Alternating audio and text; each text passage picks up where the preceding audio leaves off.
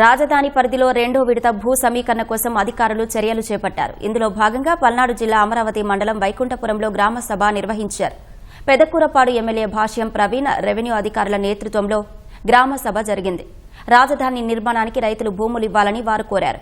సమావేశంలో పాల్గొన్న రైతులు తమ అభిప్రాయాలు వెల్లడించారు. రైతుల అభిప్రాయాలు పరిగణలోకి తీసుకుని సమీకరణకు వెళ్తున్నట్లు అధికారులు తెలిపారు. వైకుంఠపురం ఎండ్రాయిలో గ్రామ సభలు పెట్టడం జరిగింది.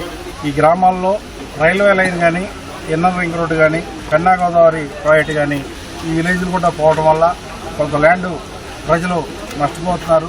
దాన్ని ల్యాండ్ ఎక్విజిషన్ పద్ధతిలో తీసుకుంటే రైతులకు కొంచెం నష్టం జరుగుతుందని వారు మా దృష్టికి, ప్రభుత్వం దృష్టికి తీసుకురావడం జరిగింది.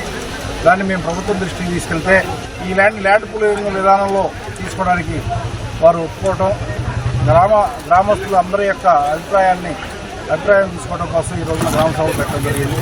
అందరూ కూడా దాదాపు 90% ఆఫ్ ది పీపుల్ పాజిటివ్గా ఉన్నారు. మిగిలిన వాళ్ళు కూడా ఆలోచించుకొని ముందుకు వస్తారని ఈ సందర్భంగా తెలియజేస్తాం.